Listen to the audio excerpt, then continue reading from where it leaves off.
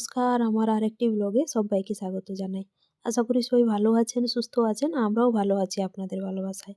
চলে এসেছি নতুন একটা ভিডিও নিয়ে। তো চলুন আজকের ভিডিওটা শুরু করি। আজকে বানাবো হচ্ছে পিঠে। আর কি পিঠে বানাবো বলুন তো? দুধ পুলি পিঠে।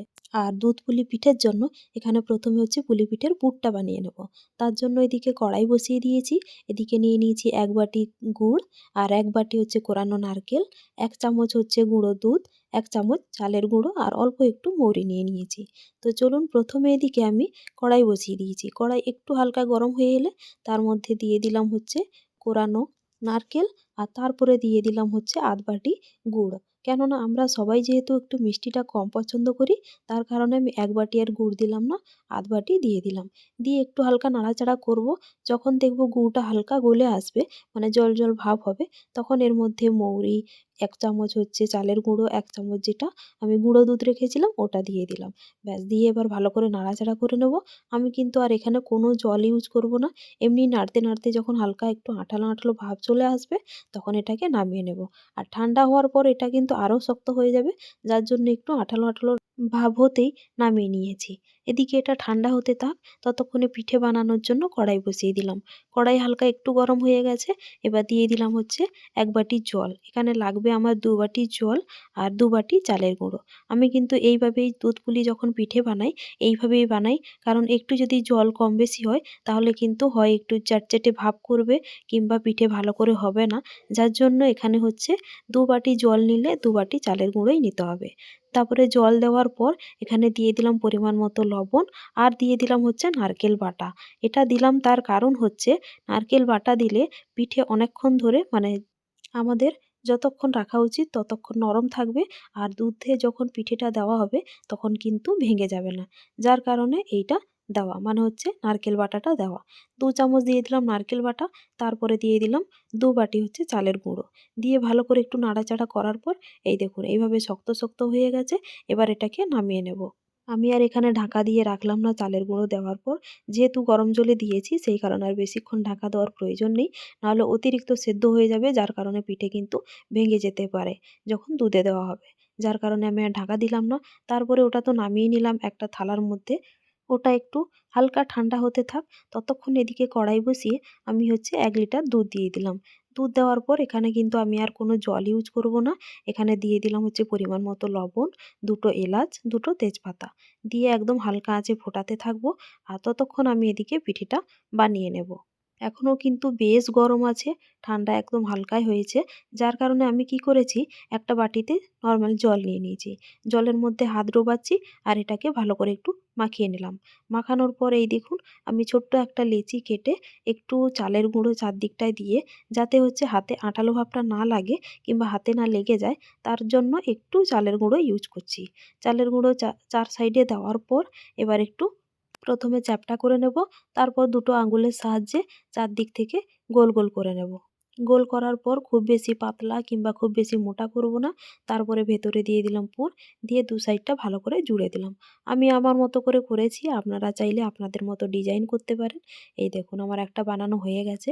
তো চলুন এইভাবে আরও কয়েকটা আপনাদেরকে একটু বানিয়ে দেখাই। এই দেখুন প্রথমে একটা ছোট্ট লেচি কেটে গোল গোল করে নিলাম, তারপরে চারদিকটা একটু চালের গুঁড়ো লাগিয়ে নিচ্ছি, যাতে করে হাতে না আঠার মতো লেগে যায়। তারপরে এই যে 2 টো আঙুলের সাহায্যে চারদিকটা ঘুরিয়ে ঘুরিয়ে একটু গোল করে নিলাম। গোল করার পর এবার দিয়ে দিচ্ছি হচ্ছে চামচের সাহায্যে পুর। কেননা হাতে যেহেতু চালের গুঁড়োটা একটু লেগে যাচ্ছে, তার কারণে চামচ দিয়ে দিলে হচ্ছে বেটার হবে। দিয়ে এবার 2 সাইডটা ভালো করে চেপে চেপে আমি জুড়ে দেব। ব্যাস, আমি আমার মতো করে করলাম। এই দেখুন হয়ে গেছে কমপ্লিট প্রায় এটা। এবার চলুন আরেকটা আপনাদেরকে বানিয়ে দেখাই। আর আমরা কিন্তু আজকে, আমি একা কিন্তু পিঠে বানাবো না। আমার শাশুড়ি মা আর উর্মি আমরা সবাই মিলে যেহেতু বানাবো, তার কারণে পিঠের শেপগুলো কিন্তু বিভিন্ন রকম হতে পারে। তো চলুন আরেকটা আপনাদেরকে দেখাই। আর তারপরে ওদিকে দুধটাও গরম হয়ে গেছে, তারপর ওর মধ্যে ছাড়তে হবে। আরেকটা দেখাই আপনাদের।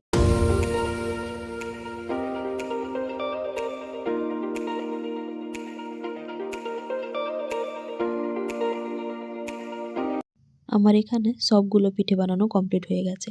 এই দেখুন বাইরেটা একদম ফেটেও যায়নি কিংবা ভেঙেও যায়নি, বেশ সুন্দরভাবে হয়েছে। এদিকে কড়াইতে তো দুধ আগে থেকে বসিয়ে দিয়েছিলাম, প্রায় গরম হয়ে গেছে, অনেকটাই গরম হয়ে গেছে। এখন কিন্তু গ্যাসের আঁচটা কিন্তু লোতেই রাখা আছে।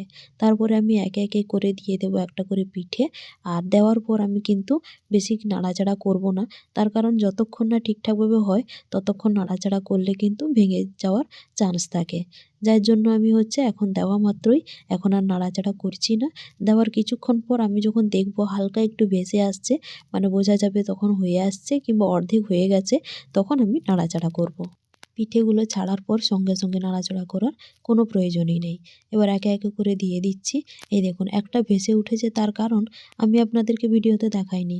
প্লাস্টিকের যে শেপগুলো পাওয়া যায় ওটা দিয়ে বানিয়েছিলাম, যার জন্য ওটা একটু ফুলে গেছে, যার কারণে ভেসে গেছে। সবগুলো দেওয়া তো কমপ্লিট হয়ে গেছে।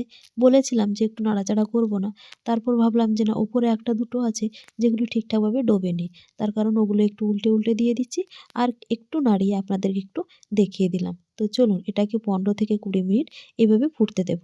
আর গ্যাসের আঁচটা কিন্তু লো টু মিডিয়াম ফ্লেমে থাকবে। বেশ কিছুক্ষণ হয়ে গেল, মানে ওই 15 থেকে 20 মিনিট হয়ে গেছে। এখন আপনাদেরকে একটু নাড়িয়ে চেটিয়ে দেখাই। এই দেখুন পিঠেগুলো কত বড় বড়, মানে একটু ফুলেও গেছে, বেশ সুন্দর লাগছে দেখতে। আর পিঠে কিন্তু একটাও ভাঙেনি। এই দেখুন একটা তুলে আপনাদেরকে একটু দেখাই, দেখেছেন? একটাও কিন্তু পিঠে ভাঙেনি, বেশ সুন্দরভাবে হয়েছে। আর দুধে যেহেতু কোনো জল মেশানো নেই, তার কারণে কিন্তু অনেকটাই ঘন হয়ে গেছে। তো চলুন এখন দিয়ে দেওয়ার পালা গুড়। আমি কিন্তু একটু লোতে রেখেছি গ্যাসের আঁচটা এখন, কেন হাই ফ্লেমে যদি রাখা হয় গুড়টা দেওয়ার পরে অনেক সময় কেটে যাওয়ার চান্স থাকে দুধটা। যার কারণে আমি কি করেছি, গ্যাসের আঁচটাকে লোতে রেখে একেবারে তারপরে গুড় দিয়ে দিচ্ছি। এখানে আমি কিন্তু এখন 1 বাটি গুড় ইউজ করছি। আপনারা চাইলে আপনাদের মতো মিষ্টির ইউজ করতে পারেন। তো চলুন গুড় দেওয়া কমপ্লিট হয়ে গেছে। এখন কিছুক্ষণ, মানে ওই 1 থেকে 2 মিনিট রেখে দেবো। একটু ফুটে উঠলেই নামিয়ে নেব। যেহেতু পিঠে হয়ে গেছে, মানে সেদ্ধও হয়ে গেছে, ঠিকঠাকভাবে হয়ে গেছে, এখন আর বেশি ফোটানোর দরকার নেই। গুড়টা জাস্ট একটু গলে গেলেই আমি নামিয়ে নেব। এই দেখুন ফুটে গেছে প্রায়। এবার নামানোর পালা। আর একটু আপনাদেরকে একটু তুলে তুলে দেখাই। এই দেখুন একটাও পিঠে কিন্তু ভাঙেনি, বেশ সুন্দরভাবে হয়ে গেছে। পিঠে প্রায় কমপ্লিট হয়ে গেছে। এবার নামিয়ে খাওয়ার পালা। এই দেখুন গুড় দেওয়ার পর আমি কিছুক্ষণ ফোটানোর পর, মানে ওই 1 মিনিট মতো, তারপরে দেখুন কালারটা কত সুন্দর এসছে না? যেহেতু গুড় দেওয়া হয়ে গেছে তার জন্য লালচে লালচে কালার এসছে। এখন কিন্তু পিঠে প্রায় কমপ্লিট, অনেকটাই ঘন হয়ে গেছে। আর হ্যাঁ, গুড়টা দেওয়ার পরও কিন্তু গ্যাসের আঁচটা লোতেই ছিল। তো চলুন নামিয়ে নিই। এদিকে দেখুন একটা প্লেটের মধ্যে আমি কয়েকটা পিঠে নামিয়ে আপনাদেরকে একটু দেখাই। এই দেখুন একটাও পিঠে কিন্তু ভাঙেনি, আর বেশ কিন্তু বড় বড় সাইজ হয়ে গেছে, মানে একটু ফুলে গেছে, বেশ নরমও হয়েছে। আর এদিকে একটা চামচের সাহায্যে একটা পিঠে আপনাদেরকে কেটে দেখাই। এই দেখুন কতটা নরম হয়ে গেছে। এই দেখুন ভীষণ নরম হয়েছে। আর তারপরে সব পিঠেগুলোকে আমি একটু কাঁচের একটা বাটির মধ্যে ঢেলে নেব। ঢেলে নেওয়ার পর আর একটা প্লেটের মধ্যে আপনাদেরকে কয়েকটা নামিয়ে একটু কেটে দেখাই। তখন ওখানে কাটাটা আমি দেখছিলাম যে একটু অন্ধকার অন্ধকার লাগছিল, তো যার কারণে ভালোভাবে হয়তো বোঝা যায়নি। সেই কারণে ভাবলাম যে আর একটা প্লেটে নিয়ে আপনাদেরকে একটু কেটে দেখাই। এই দুটোই নিই। দেখুন চলুন একটু কেটে আপনাদেরকে একটু দেখাই। এই দেখুন কাটতে গিয়ে বোঝা যাচ্ছে যে পিঠেটা কতটা নরম হয়েছে। একটা তো কাটা হয়ে গেল। এখন চলুন আর একটা পিঠে আপনাদেরকে একটু কেটে দেখাই। আর ভেতরের পুরটা কিন্তু ভীষণ ভালো লাগছে দেখতে, খেতেও কিন্তু ভীষণ ভালো লাগবে। তো চলুন আজকের ভিডিওটা এখানেই শেষ করছি। কেমন লাগলো অবশ্যই কমেন্ট করে জানাবেন। যদি ভালো লাগে লাইক করবেন, কমেন্ট করবেন, আর প্লিজ সবাই সাবস্ক্রাইব করে দেবেন। সবাই ভালো থাকবেন, সুস্থ থাকবেন। দেখা হচ্ছে নেক্সট ভিডিওতে। জোহার, নমস্কার।